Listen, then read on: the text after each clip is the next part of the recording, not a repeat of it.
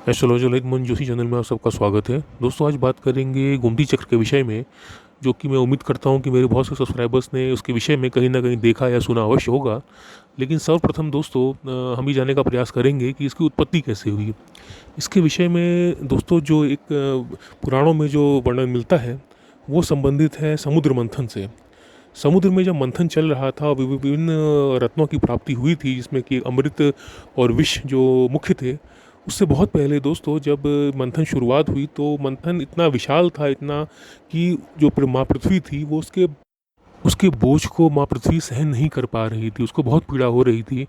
तब माँ पृथ्वी श्री हरि विष्णु के पास जाती हैं और वो उनसे प्रार्थना करती हैं कि उनकी पीड़ा को कम किया जाए। तब श्री हरि विष्णु ने एक कछुए का अवतार बनाकर जो मंदरांचल पर्वत जिसको कि मथा जा रहा था, जिसका कि मंथन हो रहा था, उसको अपनी पीठ पे धारण कर लिया। तो उस वजह से जो भी भार था, जो भी पीड़ा थी, जो माँ पृथ्वी को हो रही थी, वो श्री हरि विष्णु ने अपने जो कूर्म अवतार लिया या कछुए का जो अवतार लिया, वो उसकी पीठ पे आ गया था। तो दोस्तों, जो समुद्र मंथन की वजह से और श्री हरि विष्णु का जो ये कछुआ अवतार था, उसके आपस में घर्षण की वजह से जो एक ऊर्जा उत्पन्न हुई, उस ऊर्जा ने दोस्तों गोमती चक्र को जन्म दिया। जैसा कि आप फोटो पे देख पा रहे हैं कि इसमें एक तरफ हिंदी का 7 नंबर लिखा रहता है और दूसरी तरफ से ये हल्का सा उठा हुआ होता है। ये मुख्यतः 3 कलर्स में पाया जाता है, जिसमें से कि सफ़ेद, पीला और काला है। लेकिन ज़्यादातर जो गोमती चक्र पाए जाते हैं वो लगभग पीला, सफ़ेद और काला, इन तीनों के मिक्सचर होते हैं। इन थोड़ा थोड़ा कलर, जैसा कि आप स्क्रीन पे देख पा रहे हैं, थोड़ा थोड़ा कलर्स जो है लगभग सारे गोमती चक्रों में पाया जाता है। लेकिन जिस साइड पे नंबर लिखा रहता है, जो कि हिंदी का 7 नंबर होता है, वो वाला जो साइड होता है वो ज़्यादातर एक ही कलर में होता है। और वो कलर पीला या सफ़ेद ही ज़्यादातर, मैंने अभी तक जितने भी गोमती चक्र देखे, वो या तो पीले मिले या मेरे को सफ़ेद मिले। दूसरी मुख्य बात दोस्तों, क्योंकि इसकी उत्पत्ति समुद्र में हुई थी और इसमें जो नंबर है वो 7 है, जो कि राहु का अंक है, इसलिए बहुत से ऐसे दोष जो कि राहु से जनित होते हैं या चंद्रमा से जनित होते हैं, उनके निराकरण के लिए, उनके दोष निवारण के लिए भी कई बार गोमती चक्र का इस्तेमाल किया जाता है। चाहे वो दोष राहु से संबंधित हो, चाहे वो दोष चंद्रमा से संबंधित हो।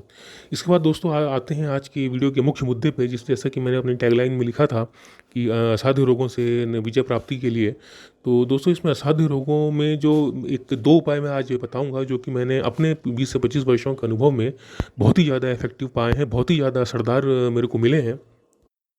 पहला उपाय दोस्तों जो मैं बताऊंगा वो है गॉल ब्लैडर में स्टोन से संबंधित,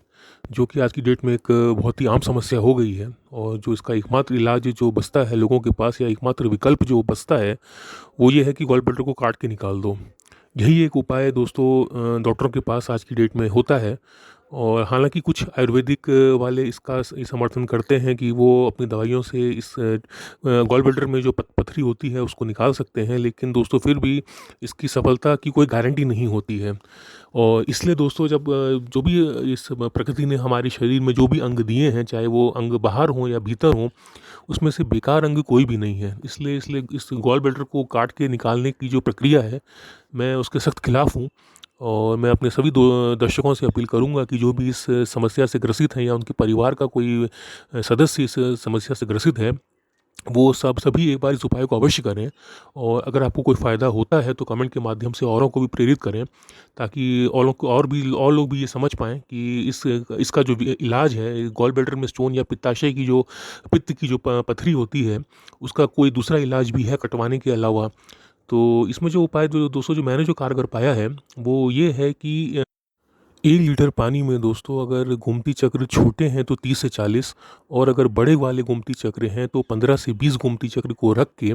कोई चांदी का कटोरा या चांदी का भगोना, कुछ भी ऐसा जो चांदी का बना हो। और चांदी दोस्तों यहाँ पे जो चाहिए होगी वो 99% वाली चांदी चाहिए होगी, जो कि एक मिल पाना हालांकि असंभव नहीं है, लेकिन बहुत ज़्यादा आसान भी नहीं है। कई दुकानदार ऐसे हैं जो कि 99% सिल्वर बोल के सामान तो बेचते हैं, लेकिन उसमें होती 95-96% चांदी ही है। और दोस्तों, अगर इसमें 99% वाली चांदी का इस्तेमाल अगर नहीं हुआ तो फिर मरीज को कोई भी फ़ायदा नहीं मिलेगा। इसलिए अगर आप जो भी जिस भी सुनार से आप ये सामान खरीदें, वो आपके भरोसे का हो और जो ज़्यादातर जो सिल्वर जो कटोरे में या गिलास बनाने में जो यूज़ होती है या जो चांदी इस्तेमाल होती है वो 95% वाली चांदी होती है। लेकिन दोस्तों इस बीमारी के इलाज में जो हमें चांदी चाहिए है वो 99% या 99% वाली चांदी चाहिए होगी, जो कि मिल पाना हालांकि थोड़ा कठिन है लेकिन असंभव नहीं है। तो दोस्तों जो भी चांदी इस तरह की चांदी का 99% सिल्वर वाली जो चांदी है उसका चाहे कटोरा हो चाहे गिलास हो, जैसा आपके लिए सुविधा हो, उसमें 1 लीटर पानी और साथ में जितने मैंने गोमती चक्र बताया कि अगर बड़े गोमती चक्र हों तो 15 से 20 और अगर छोटे हों तो 30 से 40 गोमती चक्र 1 लीटर पानी में कम से कम 12 घंटे भिगा कर रखें और उसके बाद रात भर भिगा के रखें उसको लगभग 12 घंटे, और सुबह मरीज को खाली पेट ये पानी पीने के लिए दे दें। उसमें से गोमती चक्र निकाल के अलग कर दें और बाकी जो पानी है वो जो पेशेंट है उसको आप दे दें। दोस्तों मात्र 3 महीने का ये उपाय है, और लेकिन रोज़ करना है, कोई भी दिन नागा नहीं होना चाहिए, कोई भी दिन ब्रेक नहीं होना चाहिए। मात्र 3 महीने का ये प्रयोग है और 3 से 4 महीने के बाद दोस्तों ये रोज़ ये प्रयोग करने के बाद अगर चाहे एक स्टोन हो या मल्टीपल स्टोन हो, गॉल ब्लैडर में कोई भी साइज़ का स्टोन हो, आप एक बार अपनी टेस्टिंग करवा लीजिए। आपका स्टोन अगर ख़त्म नहीं होगा तो कम से कम उसका साइज़ छोटा अवश्य हो चुका होगा 3 से 4 महीने के बाद। लेकिन शर्त यही है दोस्तों कि चांदी 99% होनी चाहिए, अन्यथा आप ये उपाय 3 महीने क्या अगर 3 साल भी करेंगे तो कोई फ़ायदा नहीं मिलेगा।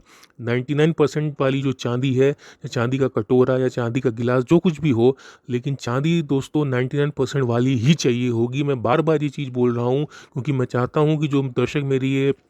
इस एपिसोड को देख रहे हैं, इस वीडियो को देखने के बाद उनको अगर अगर ये उपाय करने की नौबत आती है तो उनको फ़ायदा भी मिले और वो केवल बस उपाय करने के बाद ये ना बोलें कि मेरे को करते हुए 4 महीना हो गया, 6 महीना हो गया और मेरे को कोई फ़ायदा नहीं हुआ। तो इसलिए मैं दोस्तों कह रहा हूँ कि जो भी दर्शक इस उपाय को करे वो कृपया चांदी के लिए ये सुनिश्चित कर ले, ये कन्फर्म कर ले कि चांदी 99% वाली ही हो, अन्यथा इस उपाय का कोई फ़ायदा नहीं मिलेगा। और दोस्तों 3 से 4 महीने के बाद आप अपनी टेस्टिंग खुद करा लीजिएगा। अगर स्टोन का साइज़ छोटा हुआ तो 3 से 4 महीने में ही ख़त्म हो जाएगा, लेकिन अगर स्टोन का साइज़ बड़ा हुआ तो 3 से 4 महीने के बाद कम से कम उसका साइज़ छोटा अवश्य हो जाएगा। चाहे वो 50% छोटा हो या 60% छोटा हो, लेकिन छोटा अवश्य हो जाएगा। और दोस्तों जो दूसरा उपाय जो मैं बताने जा रहा हूँ ये उन पेशेंट्स के लिए है जो कि बहुत ही लंबे समय से कोई भी किसी बीमारी से जूझ रहे हैं जिसका कि कोई इलाज नहीं है, या फिर उनको दवाइयाँ पूरी तरीके से लग नहीं पा रही हैं, दवाइयाँ करा करा के थक चुके हैं। ऐसी स्थिति में दोस्तों एक बड़े से गोमती चक्र को लेकर उसको चांदी में मढ़वा के जैसे कि लॉकेट बनाते हैं, वैसा लॉकेट बना करके जो पेशेंट जिस चारपाई में सोता है उसका राइट हैंड जिस तरफ होता है, राइट हैंड की तरफ वाला चारपाई का जो पाया होता है, जो चारपाई का जो पैर होता है, जिस तरफ उसका सीधा हाथ होता है, उस तरफ वाले पैर में इस जो लॉकेट बना रखा है आपने गोमती चक्र का, उसको चांदी के तार से या फिर पीले रंग के धागे से, जो दोनों में से जो भी चीज़ आपके लिए संभव हो, हालांकि मैं ये बोलूँगा कि चांदी के तार से ही आप उसको लपेटिए और उस वाले पैर में चारपाई के जो राइट हैंड साइड वाला जो पैर है या सीधे हाथ की तरफ वाला जो पैर है चारपाई का, उस तरफ वाले पैर में चांदी के तार से उस लॉकेट में जो आपने गोमती चक्र बनाया है उसको बांध दीजिए। आपको 1 हफ्ते से 10 दिन के अंदर वो लाभ मिल जाएगा देखने को जो कि आप कई वर्षों से देखने की प्रतीक्षा कर रहे होंगे। मैं ये नहीं कह रहा हूँ कि जो पेशेंट है वो उठ के दौड़ने लगेगा 1 हफ्ते या 10 दिन के बाद, लेकिन दोस्तों जो भी दवाइयाँ उसको खिलाई जा रही हैं और उससे कोई लाभ नहीं हो रहा है, 1 हफ्ता 10 दिन के बाद आपको उसमें लाभ अवश्य दिखेगा। और धीरे धीरे करते करते चाहे 1 महीना हो, 2 महीना हो, ये तो निर्भर करता है पेशेंट की एज क्या है, क्या बीमारी है उसको, लेकिन धीरे धीरे करते करते दोस्तों उसकी जो बीमारी है उसमें कमी आपको अवश्य देखने को मिलेगी। इसलिए दोस्तों ये जो 2 उपाय मैंने आपको आज बताए थे, इसमें से दोनों उपाय जो जिस भी दर्शक को अपनी ज़रूरत के अनुसार जो भी उपाय पसंद हो वो उस उपाय को करे। लेकिन दोस्तों जो पहला उपाय मैंने बताया था, मैं फिर से एक बार कह रहा हूँ कि उसमें जो चांदी की जो प्योरिटी है या चांदी की जो गुणवत्ता है वो अवश्य जाँच कर लीजिएगा, अन्यथा उसमें आपको कोई फ़ायदा नहीं मिलेगा। और इसी के साथ दोस्तों मैं अपनी बातों को विराम देता हूँ। अगर कोई बात आपको मेरी समझ में नहीं आई हो या कोई बात आप पूछना चाहते हो तो ईमेल या कमेंट के माध्यम से आप सबका स्वागत है। नमस्कार।